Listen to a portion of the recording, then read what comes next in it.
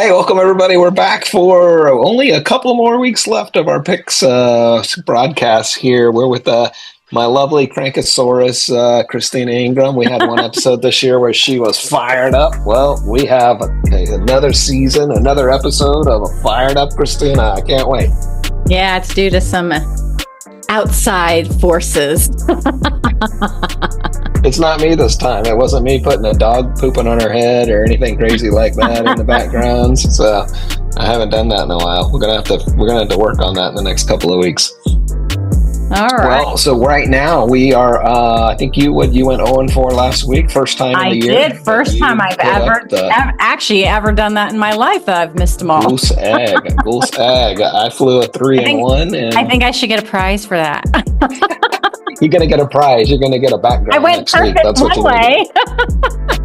Since you wouldn't let me treat you to the losing fantasy football record disciplinary measure, we're gonna have to institute something on one of your 0-4 weeks. And I talk crap because I'll probably go 0-4 now this week, because that's usually what happens when I'm shooting my mouth off with you. It usually backfires. I did have a perfect week, though. You did. You did. You know. So I think that puts me up like maybe 4, if I'm not mistaken, 4 or 5, something like that. I can't remember. I was up 1 or 2 last week, so we just got to throw last that in week. So I don't know. I was up like 1 or 2. So that's exciting. That's exciting. You're gonna have to run the table, and then I have to go over. Oh yeah, I was up. We were even, but okay. Well, I'll go back and watch it. That's what I'll do. I'll watch the previous episode, and then on next week's episode, I'm gonna put a replay of Christina going, "Oh yeah, you're right. You did. You were 1 or 2 up." All right, you kick it off since you did so well. Right on. All right, first game of the week is tomorrow morning, or I guess mid-afternoon. Texans versus the Chiefs. I have not been a fan of the Chiefs and haven't really been blowing anybody out. I know Texans have got some injuries on that roster, but who the hell would have known they did what they did last week? Right. That defense. Here's what I will say. Pick against me when it's anything Texans, because if I pick against them, I lose, and if I pick for them, I lose. So I'm just going to say, I'm going to take the Texans 8.5. Make sure you take Kansas City, because it's probably going to be a loser for me. So Texans 8.5. Again, I wouldn't say their offense looked stellar. I mean, they scored a lot of points, but some of that was defensive, turnovers and stuff like that. But like you said, that line is kind of in shambles. So nothing says anything good for the Texans, but they still laid the wood last week. They did. I agree with that. But I'm actually going to take the Chiefs because it is the playoffs. And you have to remember, the Texans aren't playing just against 11 other men on the field. They're also playing against the refs, because the refs like to favor the Chiefs.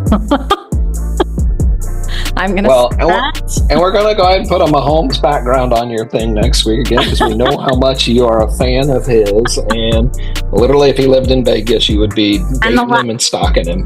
And the last time that the Texans, which was a few weeks ago, played the Chiefs, the Texans were about to go up. I think it was by a touchdown, and it was a fumble by Patrick Mahomes, which ended up being a touchdown, which they ended up saying, "Oh no." It was kind of like Stafford this past week, where that forward fumble, but it really wasn't. And then, and on top of it, it was roughing the passer. So everything got wiped out. And that is what the Texans will be up against. The 12th man for the Chiefs. Not the fans. It would be the refs. They just need to wear Chiefs jerseys with stripes. I would agree with that. Yet the refs don't usually allow it to be a 10-point victory, or a 9-point victory. So I think they're just going to do enough to let them win. Okay.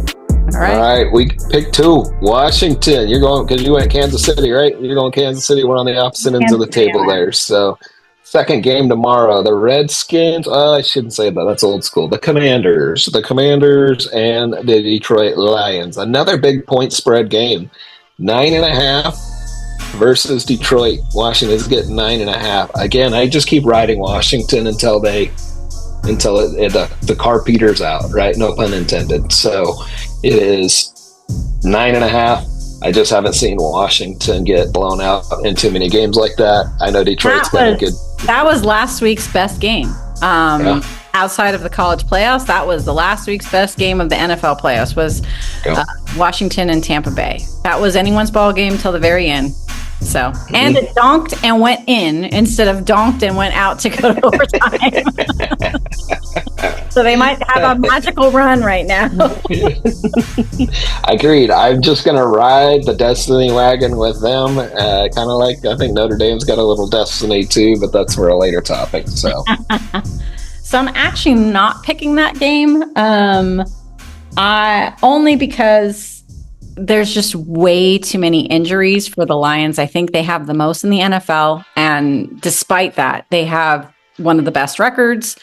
And, well, they have the best record in the NFC. Despite having I think they have 22 people on IR.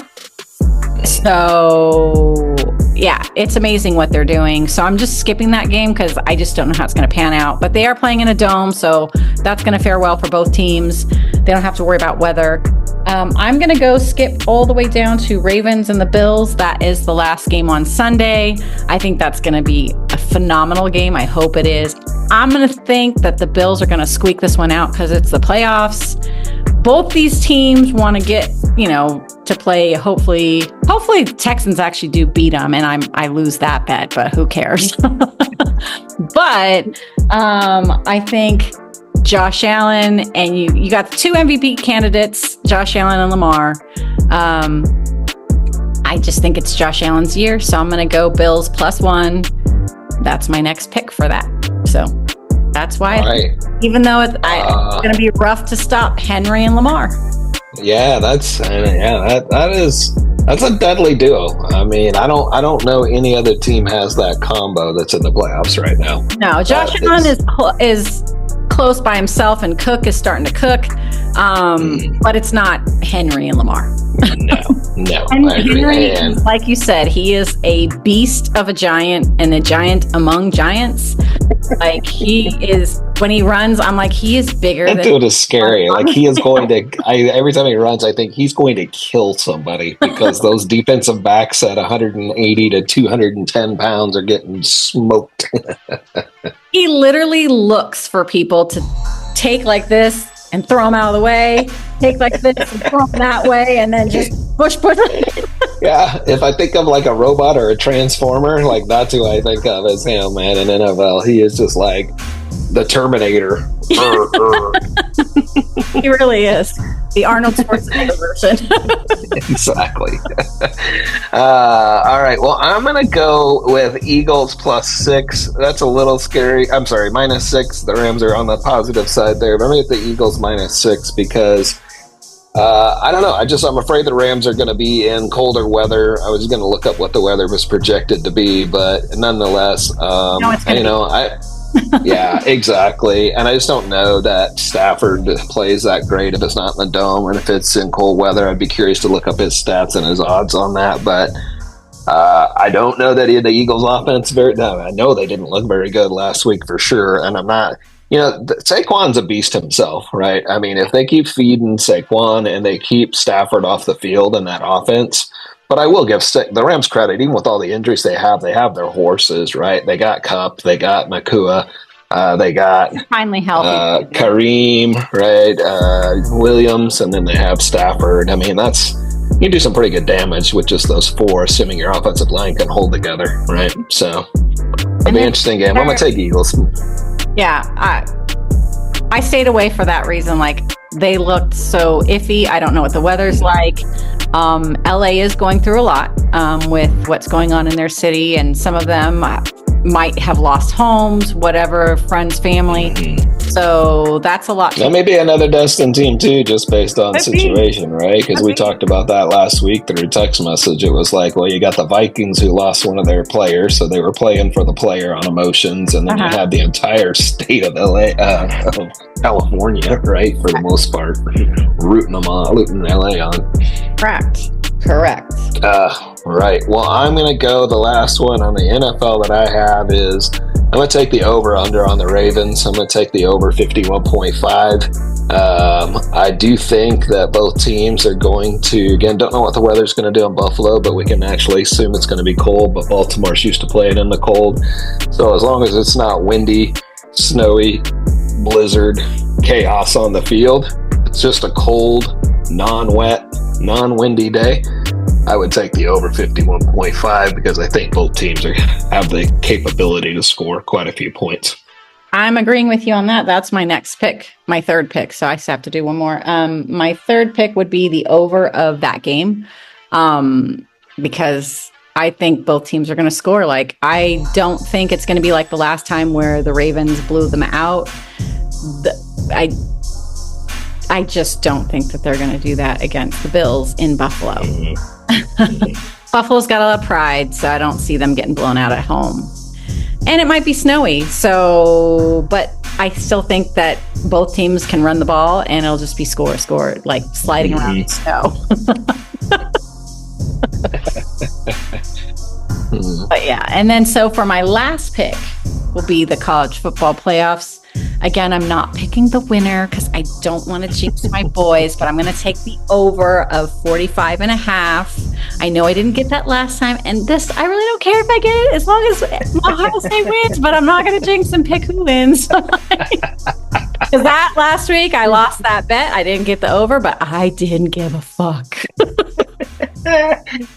I was like, in true, that was such a good game. Well, in true asshole fashion, I'm changing my pick to Notre Dame +8, and there's a real reason behind that. Besides, it's a little fun to root, even though we don't communicate in those games because I don't need jet bombers flying over bombing my house that have Christina's name on the bombs. But I'm just going to take Notre Dame because I had taken an early season bet for them to win it all, which was a $10 bet to win 150. So naturally, I'm going to have to root for Notre Dame to pick up that $150. So, well, most of the world is rooting for Notre Dame against Ohio State, and I don't care. It's at least a logical reason. I want to put $150 in that bank account. So they have hate for Ohio State, and I don't care. I'm going to go back. Go ahead. My bonus pick was the Eagles my bonus pick was the Rams +6. Just because I just don't know how the Eagles offense is going to show up. Like, they're terrible. Like, Green Bay should have won that game. Green Bay did everything to lose the game, including, what did they lose? Like 10, what did I tell you? Like 10 guys dropped for Green Bay in that game. It was insane. It was at least 6. Like, they lost two receivers, a lineman, a defensive guy. That's 4. And I know there was 2 more, but I was like, they lost half the team or one side of the ball. Jesus.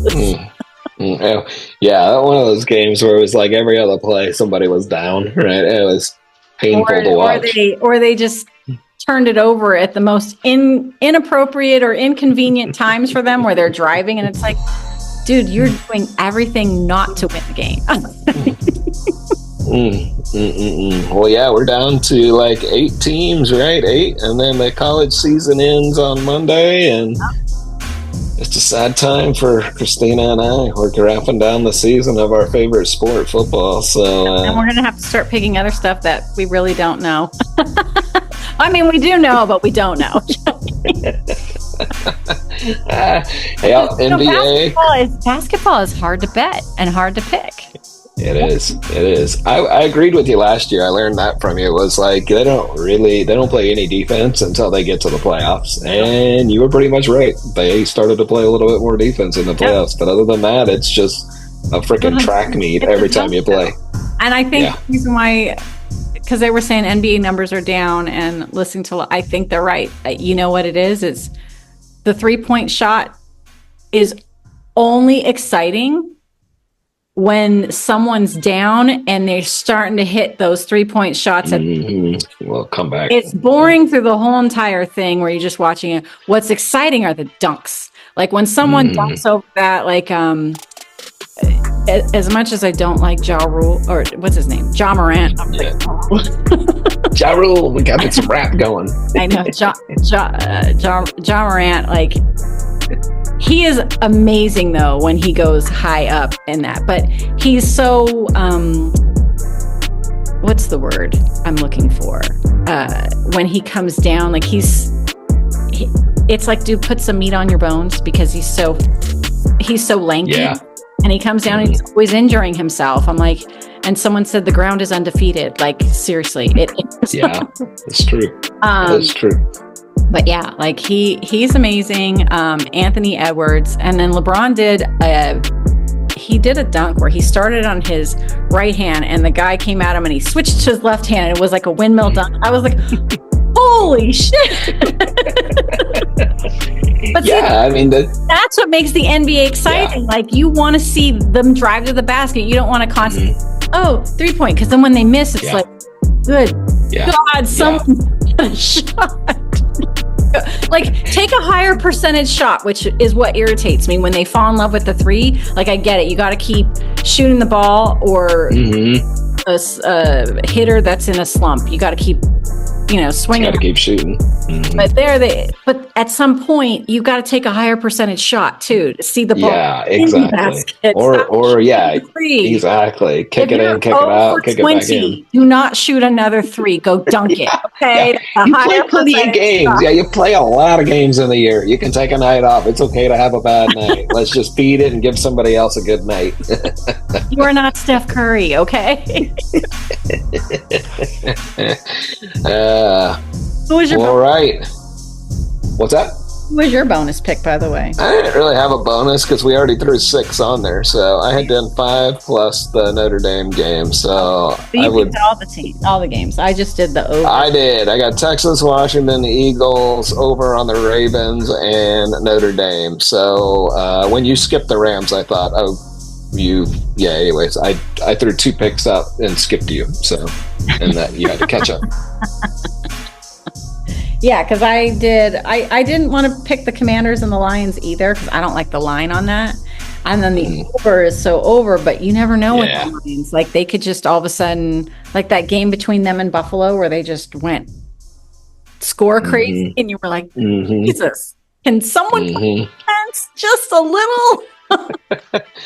I just find in the playoffs, I could be completely wrong, but I just feel like anything over a touchdown, it's just not. That's not playoff football. Like, those are playoff teams, in my opinion, right? These are teams that have made the playoffs. Now, this is the divisional round, so this should be better. I think usually you get better play in the divisional round, sometimes more than the championship round. Kind of like what we saw last week in the 4. And the week before, because they were all good. Even the week before, when it was 4 teams, they were all good. Well, except for the Ohio State and Oregon. Ohio State won at halftime, and but they were all good. Even last the final 2 games were excellent. Like, I feel bad for Penn State because they won that game, and they lost that game. Yeah, it's very true. Because they should have won that game, or at least made it to where they went to overtime. Then it was anyone's ball game. But they literally lost that ball game. Like, I'm like, I was a little disappointed Texas did not get Ohio State, just because I had them on the other side of winning the championship. So my $10 would have won. I would have been sitting cold in this week with, I don't really care who wins, because I'm going to pick up $150 either way. No. As the bookies, I got to have it. I got to be sweating now, because I can't have 2 teams that I picked in the championship. It can only be one. Yes, that scoop fumble, that was the best play ever. Ever, or one of them, but it was one of the best plays ever, because I'm jumping up and down. And also the Henderson run from, like, where as soon as he split those guys, I was like, I'm sorry, when you're on the half-a-yard line, you just keep jamming the ball down their teeth. Don't go wide. They want cute. They got cute. They lost 7 yards. Jam it down their throat. Like I told you, if the defense stops you, and I know Ohio State's got an amazing statistics on these goal lines, right? But nonetheless, you jam it down their effing throat, and if they stop you 4 times, good kudos. Like that's, And then you pat that team on the back and say that's amazing. Then they've got to come out of the end zone. You know, I mean, you have them really there, but you said, and Ohio State actually gave them 2 extra downs because they had 2 pass interference in the end zone that gave them a first down. I was like, they just want to tie the ball game. I thought we're looking good, baby. We're looking good. Oh shit! No, we're not. And then when it went to the second and they lost out, I was like, yeah. And then he tipped the ball at the line, and so there no pass interference on that. I'm like, tip ball, you can't throw the flag. And then the scoop fumble, I was like, yeah, baby, it's over because you got in less than 2 minutes. Yeah, I knew even if he didn't score, that was good night. I mean, Quentin Ewers couldn't get into the end zone. And it's been Texas' bugaboo anyway, since they haven't been able to put it in the end zone. Their red zone offense to touchdown ratio was not great. So, yeah. What are you going to do? You can't do anything. Can't do anything. It was a good weekend last weekend for college. It was. It was. I'll actually be in Dallas with about 20 freaking employees, and we'll be watching the game at the Cosm. So just in case you know, actually, we're not going to watch it there. I was joking around, but it'll probably be like $8 million to get a ticket there. But now we'll be at somebody's house, and we got about 20 people coming over to watch the game. So we'll have a good time. I was going to say, that would be cool though to get that. If you could get that there. It would. Yeah, it would. I'm pretty sure that was a depressing place for the Cotton Bowl, but all the Texas. Well, what do you think about Deion? Hook 'em. What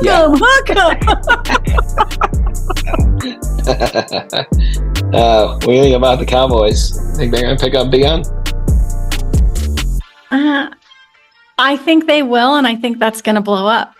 That'll blow up. I'm sure anything Jerry does blows up. Because Deion is such a personality and needs the attention. I don't think that he necessarily needs the attention. I think Deion just gets the attention, and Jerry Jones needs the attention. So, great as their relationship is now, what will it do to their relationship because of that?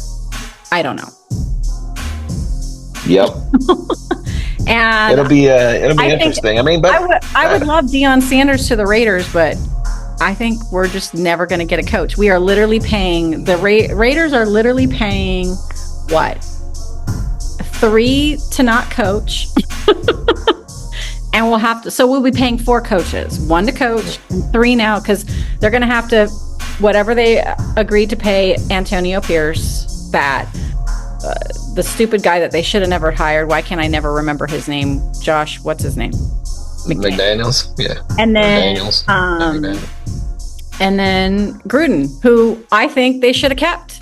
Like, I get it. I do too. There was an email from 10 years ago, address it, let him move forward. But they were turning around in the right direction, actually made the playoffs.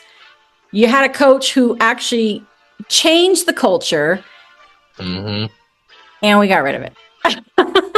Sounds about like a Jets move. You had to pay him $10 million, and you're still on the hook for the rest of that $10 million contract. So it's called dumpster fire a la Jets. So apparently Al Davis is crazy, has moved down to his son.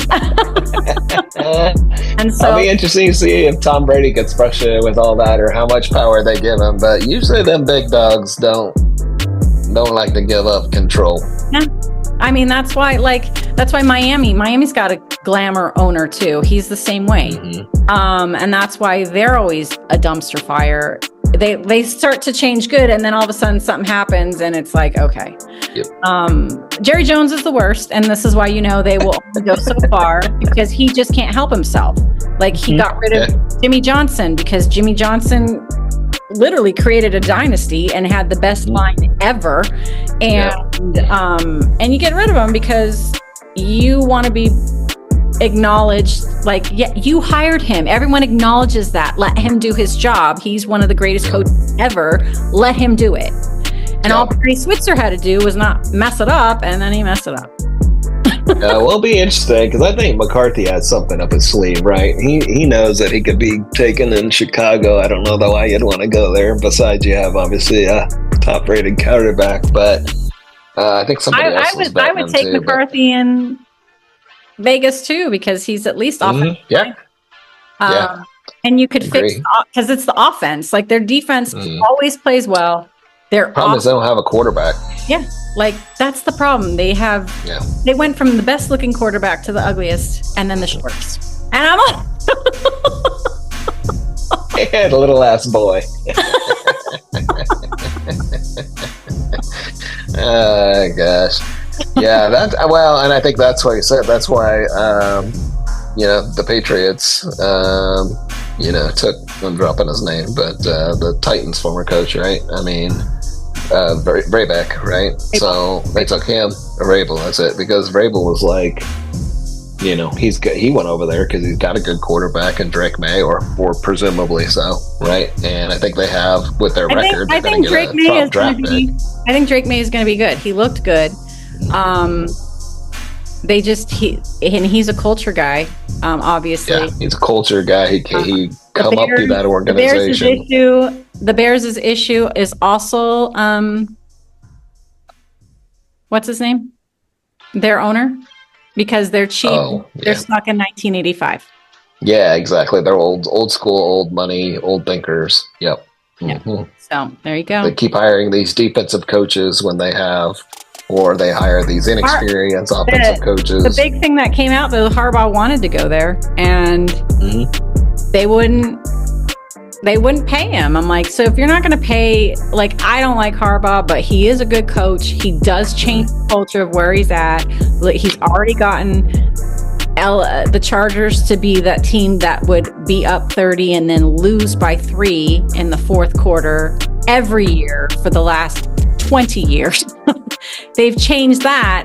Now he needs some more pieces. He needs a solid, he needs another solid receiver for Herbert. And they also need probably a little bit of a better line. I think their defense will be fine. But yeah. I felt like they were more solid this year for sure if you compare them over their past teams. I mean, they still can't win the big game yet, and that'll hold over their head until they do. But nonetheless, I think fundamentally, that division is going to be very interesting with the Chiefs, and the Chargers. Now the Raiders, till they figure it out. Better call Gruden. See, and if you did, then it would really be a division to really contend with. Which, like you said, that Gruden decision always rubs me wrong, because I guarantee you I can go find emails where I could twist what you said into, like, you know what I mean? It's like we're just not.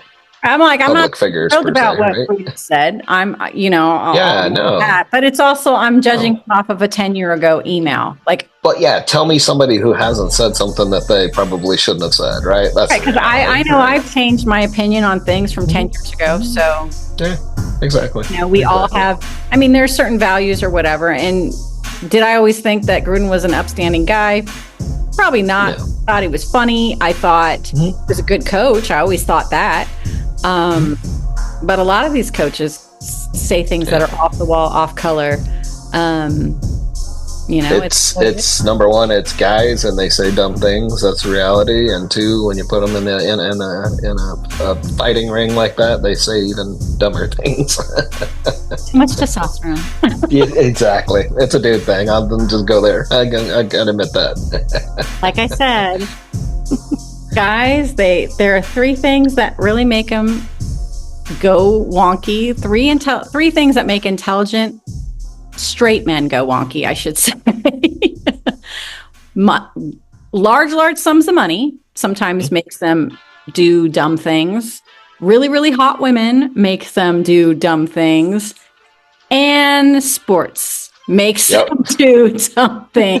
So there you go. It's all of it in one when you're talking about professionals.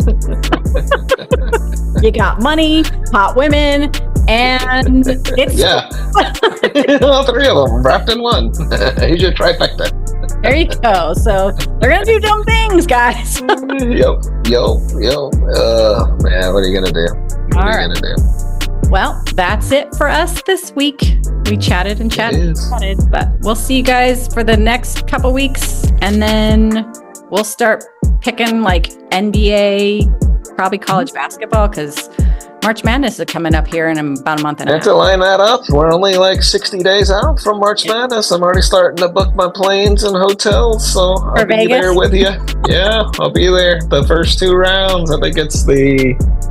Oh, you know where you should go? You should go to 19 through 23. You should go to the George in the Durango. I think you'll like that. George. Okay. I'm going to have to look at that. I appreciate the local insight. All righty. All right. Talk to you guys next week, guys. See ya.